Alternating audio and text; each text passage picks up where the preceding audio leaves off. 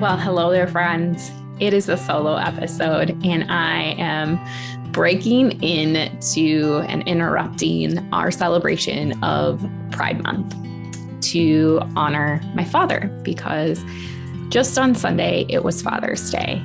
And for those of you who follow my journey closely on social media or know me personally, know that my relationship with my dad is really special and I love him. In fact, some people say I am his twin, and I am, just with longer hair and bright lipstick. For those of you who are watching the video on YouTube, and maybe you just need to go if you're listening on the podcast, here is a picture of me and my dad.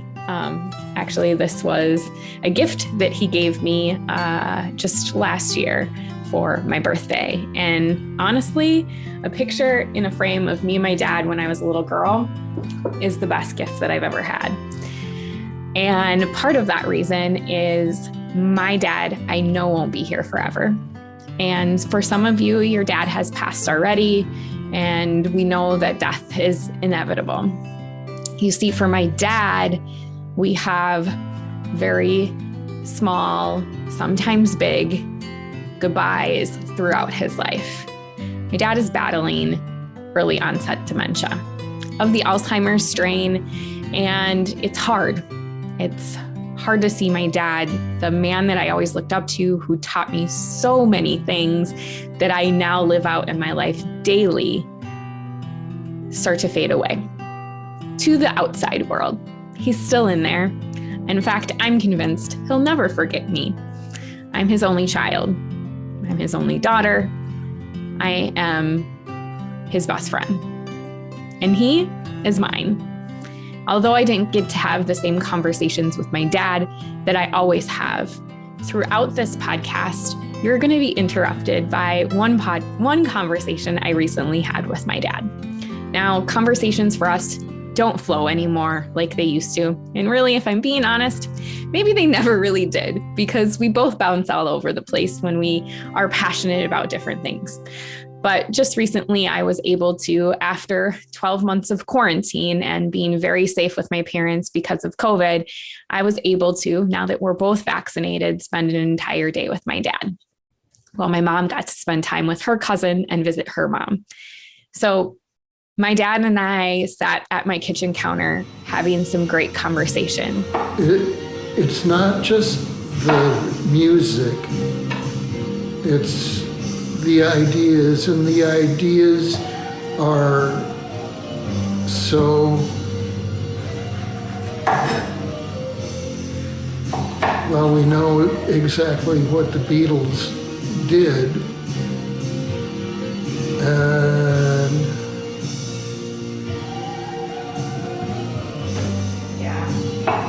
but it took only one person to smash everything.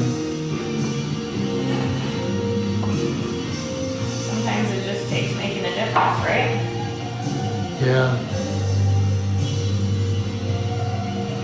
But that doesn't mean that you have to be famous to make a difference, right? Obviously, we can't all be, incredible. Well, I sure as hell don't expect to be something like that myself. Well, but I'll try to do the best I can. maybe you're John Lennon for somebody else in your life.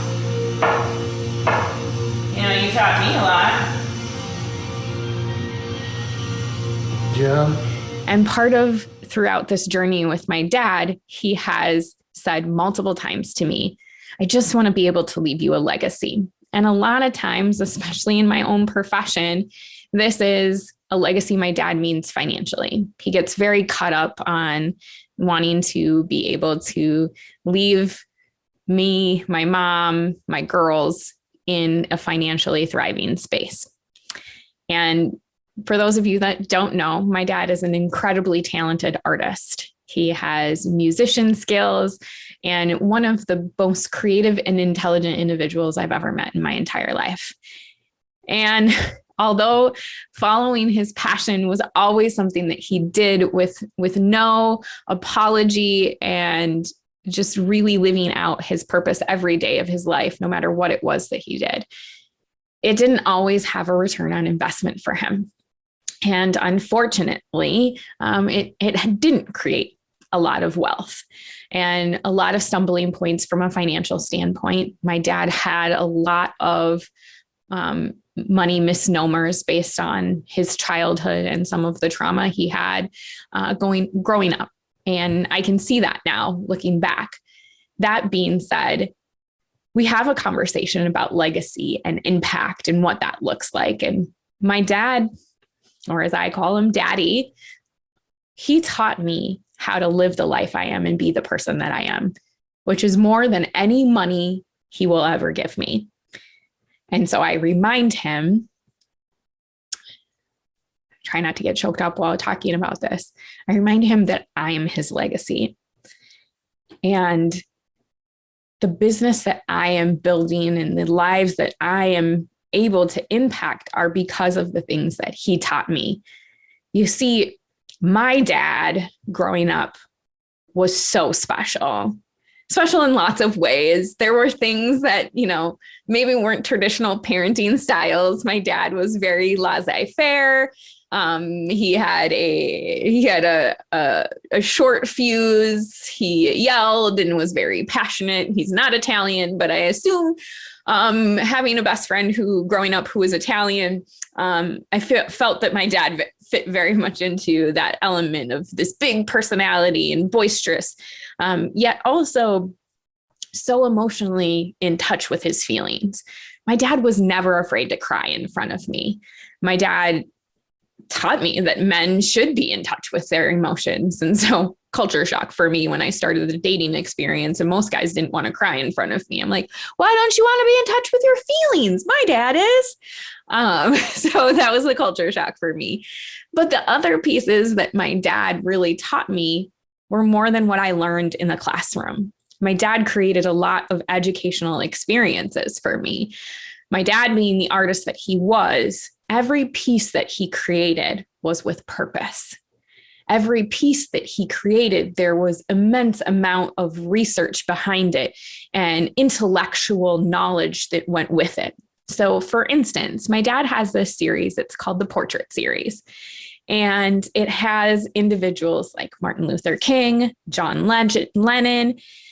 I almost said John Legend. Maybe it's because I think of those songs all the time, but John Lennon, another fabulous musician. I grew up listening to the Beatles. So this was something that was constantly played in our house. Sitting Bull, Albert Schweitzer, Albert Einstein. Some of the pieces that didn't get to be created were Mother Teresa, because I give my dad a little bit of heck as a true feminist dad. These are all guys. How come we don't have a strong female presence? We had strong female presences in other pieces that he did. But my dad researched behind every single one of those pieces. They were intricately created. Some of them are huge. I might be telling a fisherman story when I say this, but I really do believe they're probably like 6 feet by 6 feet. They're huge pieces. In fact, like we've had to build frames in their house to be able to have them stand up and be displayed. That being said, like for Sitting Bull, my dad used instead of a canvas, he used very thin sheets that he sewed together to emulate sheepskin. And looking at that from a natural resource standpoint, and living at one with nature and that native element, building that into a very respected part of that culture. With Martin Luther King, the entire portrait is created on the backbone of gravel. So everything are these small gravels surrounded by cement walkway as the frame to the portrait.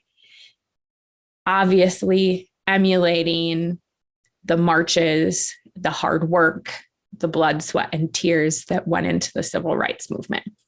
So knowing that those pieces were happening in my dad's brain and creating them, it was very hard for me to not live in a household asking questions and seeing things and being able to have those historic moments with my dad, learning about history beyond just what I was learning about in the classroom. And as we all know, what is taught in our history books isn't always the accurate history or truths. And I was lucky enough to be surrounded by my dad and my grandfather and my mom. She's amazing as well. But these strong men in my life who really did teach me what it was to be a loving human to other individuals. But one of the things that is great here, just here with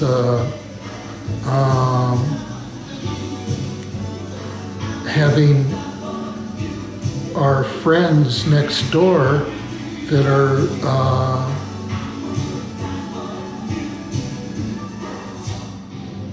Muslim? yeah, and they don't have to, they're working just like everybody else. Of course they are. Yeah. They work hard. Yeah. Just like all of us. Yeah, There's misunderstandings, right? exactly. Sometimes it's because we don't get to know people. Yes, exactly. Yeah. And to have ways to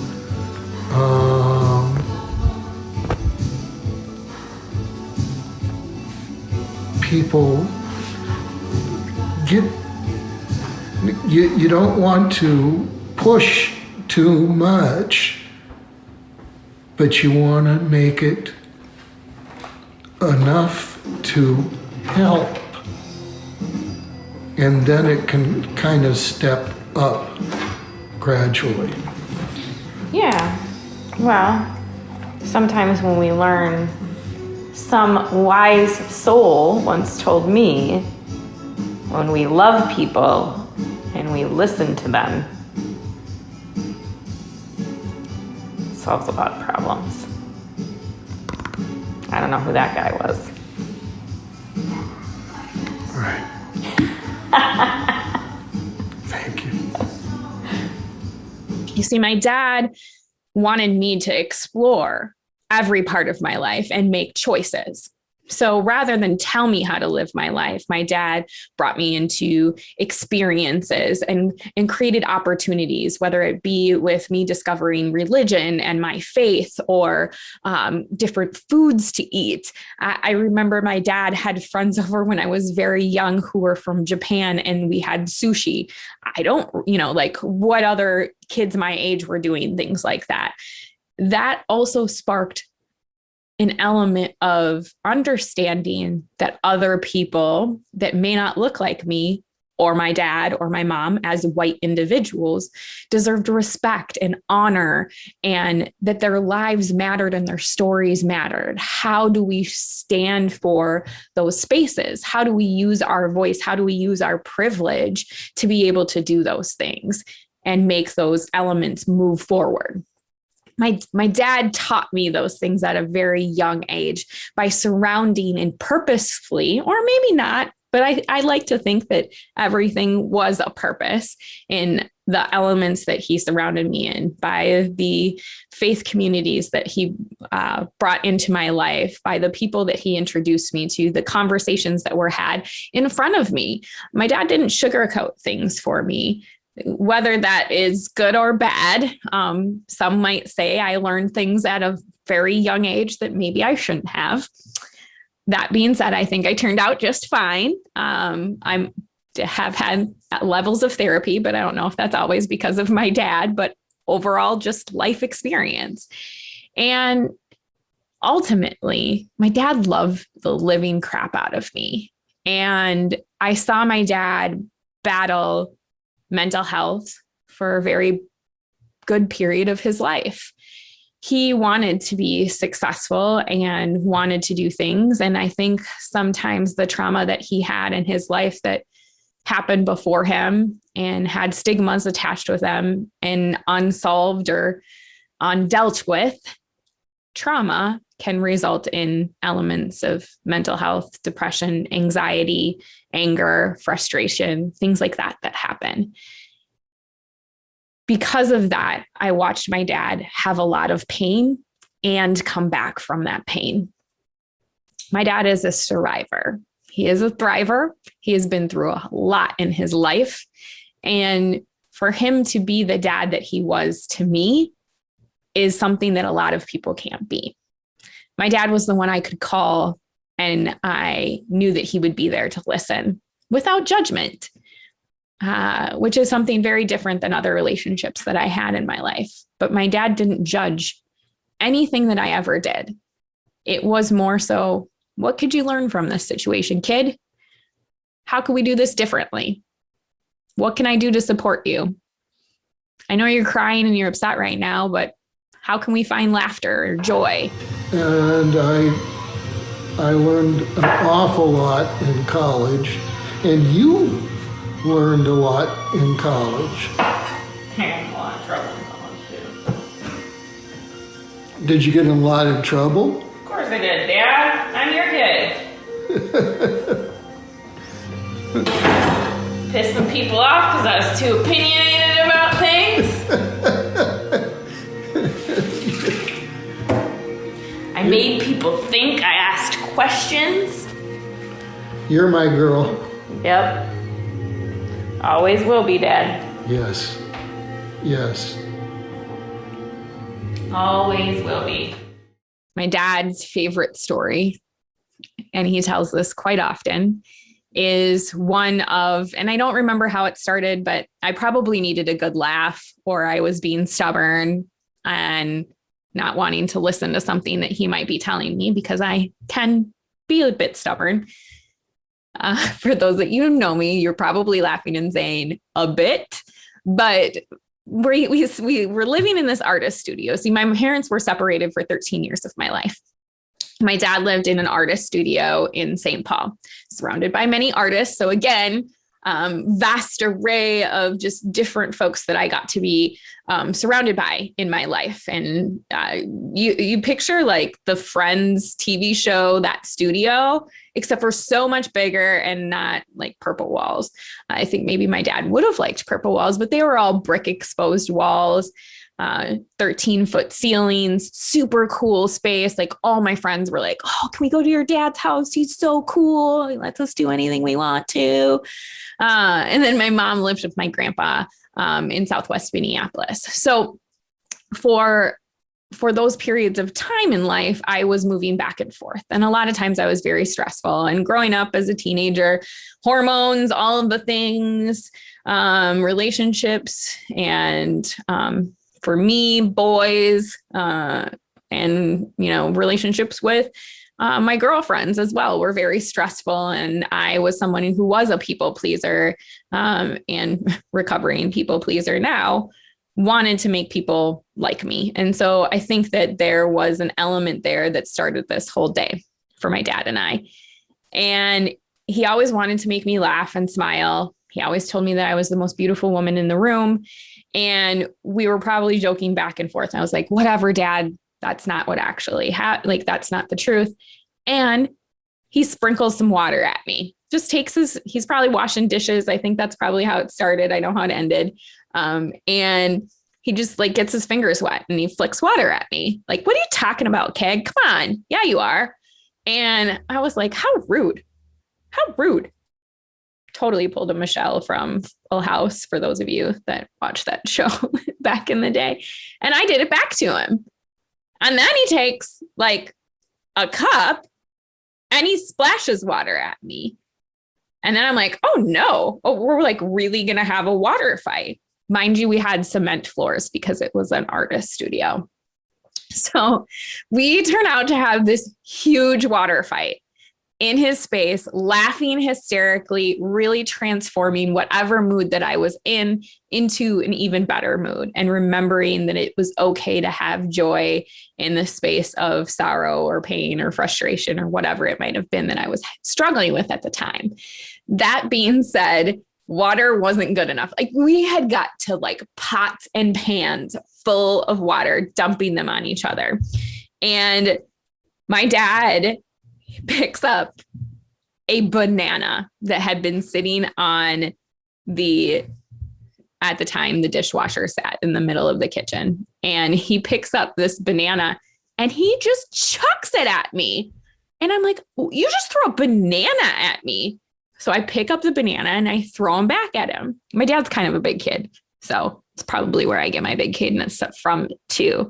Sometimes when you take yourself too seriously in life, you don't have as much fun with a water and banana fight. You guys, we threw that banana back and forth until it was like the stuff you find in banana bread batter. So I say this story as my dad's favorite story, but that's how I grew up. That was my dad. And now I have glimpses of these experiences with him as we talk about life and the impact that he made on me. You see, because of the exposure that my dad gave me to so many different people and so many different cultures and the elements of deep conversation and never judging anybody and always wanting to make the world a better place, I wanted to do the same. And when I went off to college, I had some soul crushing experiences that the world just didn't also want to do the same thing. And as I got jobs in corporate America, I really realized that although a white woman with immense amount of privilege, I was still a woman and I was still young. And there were still people, especially in the financial industry, who didn't think that I should be there or that I was smart enough, that I was capable enough to do the things that I wanted to do. And believe it or not, there are still those individuals who think that doing things the way that I want to do them or the business model that I lead with will not work. And the reality is, I really do believe in humanity. And I believe that we can create change. I don't think that we can do that separate from each other. And I learned that from my dad. And much of what I want to do with my life is based on what my dad taught me. The legacy that he gave me is living live and through me. So why I say that to you is now being almost a year and a half into running Forethought Planning, we are really drilling down into that vision and creating that vision into an even more of a sustainable space. We want to make sure that our clients' investments and their goals and their vision and their beliefs are all in alignment. How do we make this world a better space? By bringing those conversations together, by having some of those difficult conversations around, what do you believe? If you believe that, then why are you invested in this? Well, if you believe this, why not X, Y, Z? What if we had the opportunity to have the same direction and different ways to get there? Right now, I see so much divisiveness, so much elements of hurt and pain in various different communities. And I hear some folks turning on their listening ears and learning, especially after 2020 and the world that it created for us in terms of peeling back the layers and opening the curtains so that people could see what had been happening that hadn't been shared in such a vast arena. I wonder how we can all continue to keep each other accountable to having those conversations and taking action. So I think sometimes people will say actions speak louder than words. I think we need to give both and value. I also think that maybe that phrase of putting your money where your mouth is really important. So for me, how I look at my legacy with my dad is, how do I teach people like my dad taught me? How do I teach them to have financial responsibility? How do I teach them to build wealth? How do I teach them to grow their wealth in a responsible way that impacts not only their family for good, but themselves for good and the community around them? I hear from so many of my clients that they want this world to be a better place. if we want this world to be a better place, what are the companies that we invest in? Where do we buy? Where do we support from a charitable, inclined space? Like, how are we actually putting our money where our mouth is? I see so many times people that are marketing and putting pieces of business up there, but what's happening behind the curtain? And so for me, throughout my career in finance, I started to, skim things and realize that sustainable and impact investing was really the way to put your money where your mouth was when you wanted to create change in the world for the good of all humans and for the good of the planet and for the good of maybe making, do I dare to say, capitalism good instead of bad? Like, how do we have a system that isn't broken, but a system that works for everyone?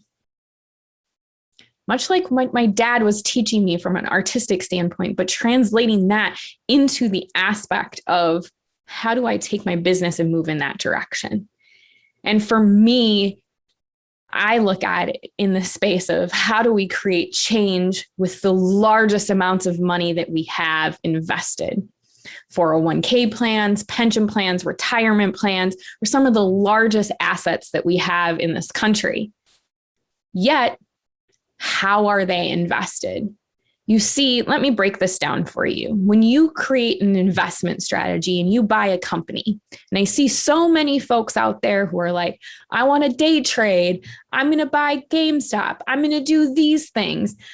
Is that really what you should be doing? Now, this is not meant to be a recommendation, but rather a learning experience for you. When you buy into a company, you are now an owner in that company. Every time we buy into a company, that stock level increases because you see, it's like that popularity aspect of things. When you buy in, it drives the price up. The more people that like it, the more popular it becomes and it grows. That's essentially what the stock market is doing. So the more we buy into companies who are doing good in the world, what does that do for us? Rather than fund companies that are not aligned with our value system, are not aligned with creating change, I challenge you to look at resources, and I will post some in the show notes, and we will share some on our website and blog, as well as via social media. There are tools and resources out there for you to be able to understand whether the investments you have right now are truly aligned with your values. Let's take, for instance, a lot of times individuals say to me, Shannon, well, sustainable investing is just for hippies. Well, you know what? I was raised by two hippies and they don't know jack diddly squat about sustainable investing until I told them. And sustainable investing isn't just about the tree huggers. Now, let me shoot it straight for you. Our planet is a better place if we have a planet to live on. So I think it is important for us to consider some of those things. That being said, what does that look like? So looking at sustainable investing is looking at the element of how are the companies making sure that they are supporting the planet, supporting social change, that they're looking at levels of privacy. So let's look at the topic of social justice, maybe even equal pay for women. This is a big topic that has been trending for a long time. How about the topics of diversity within the workplace? How are we making sure that our brown and Black individuals are represented in our workspaces, and not just at service levels, but in leadership roles, at the executive table, in C-suite rooms? How are we making sure that those things happen and aren't just a trending hashtag? So within sustainable investing, you have the ability for individuals like myself or our research teams to look in-depthly into the space of, are these companies actually doing what they're saying they are? Because as owners, you get ownership in a company, you also get what's called a proxy. So you get the ability to vote on what's happening within that company. You're a shareholder, you're an owner. How many of you are taking that value upon yourself when you're an individual stock owner?